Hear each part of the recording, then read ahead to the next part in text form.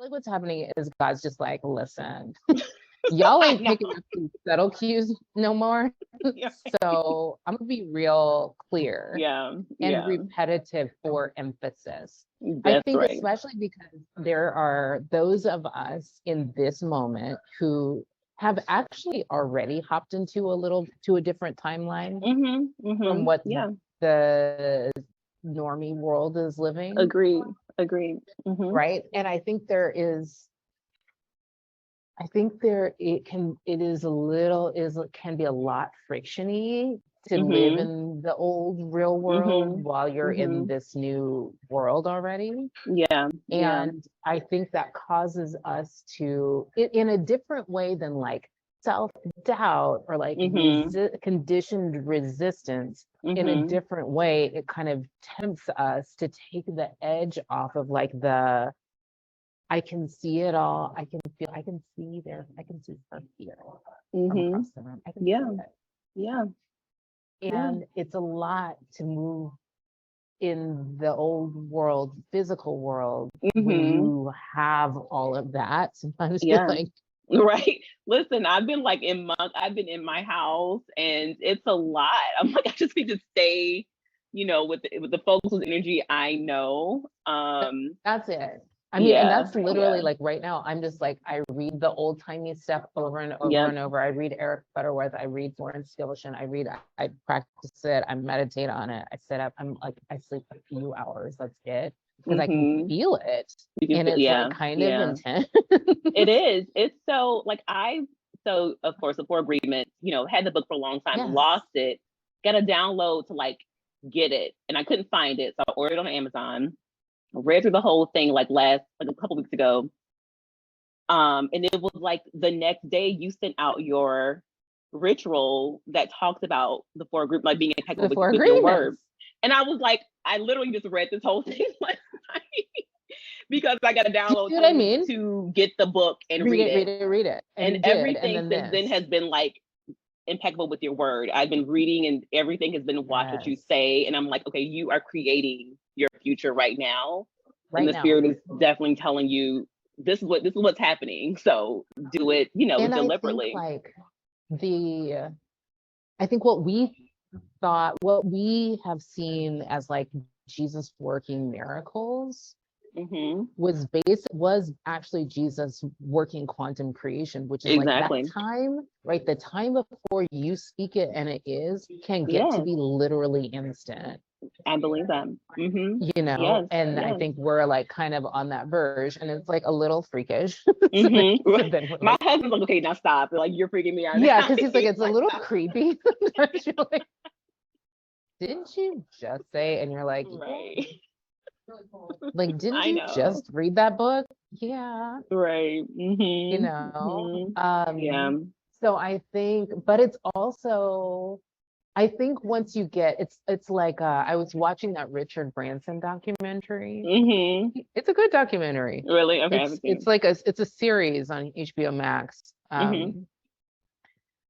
Because he's an alien for sure. Yeah. And I was watching and he was talking about, when he started the airline, they still were kind of broke. Like, so he did all these like stunts to get PR, including like a transatlantic crossing in a hot air balloon, which people routinely died doing back then. Like, that was just a thing. Like, people would do it and get pulled out of the ocean. That's how that went. Like, to the point where his father like retired as a judge because he was like, I literally can't even focus on my cases. Like, it's oh my God. So much. Wow. So he's talking about like how, they had all these innovations that they had done to do it, but he's like, there was this piece, there was this one, first of all, there was no way to test any of these technologies. Right. They're like literally on a paper being like, that shit works. Right. Like,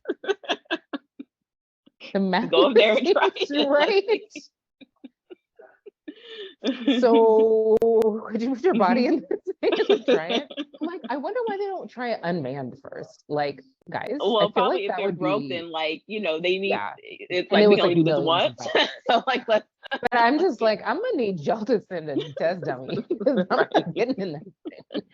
But he was talking about, so they had this like capsule that was basically like a pressurized capsule. Like most of the hot air balloons that went over the Atlantic were just hot air balloons. And so they went, you know, kind of low. Yeah.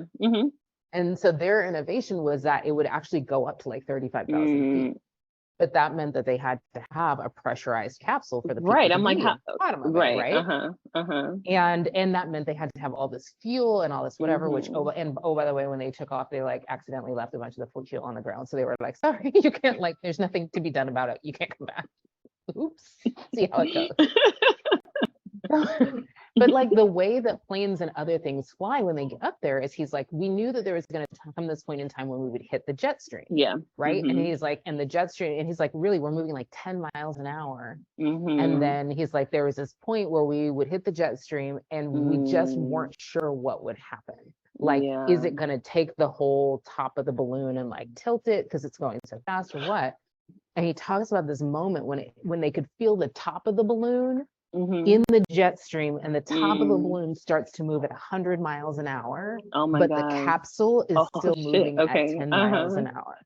So he's like, it literally feels like we're being like dragged by horses or something. And I'm like, that's right. Yeah. That's perfect. That's the timeline hop we're in right now. It feels like we're being dragged along into this fast moving thing. And then he says, and then there's like a second and the capsule hits the jet stream too. And we're like, good. Yeah. It's funny that you said, I was thinking about jet stream. I was on my walk today and looking up at the cloud, and literally I was thinking about, because I saw a plane and I would just think that word kind of came into my mind, like the jet stream. Okay, so anyway, the jet stream. Yes, yeah. So is that funny? No, that's not funny. This is this is yet another example, because that's not a word you think of every day. It's not. Yeah.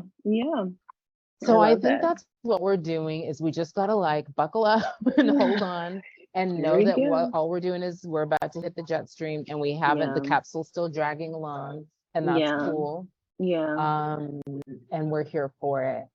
And actually, like, the way to address it is to, I think what we do when you're in early stages of your personal growth is you like pull the balloon back out of the jet stream. You know what I'm saying? Like, I'm not ready. Yeah.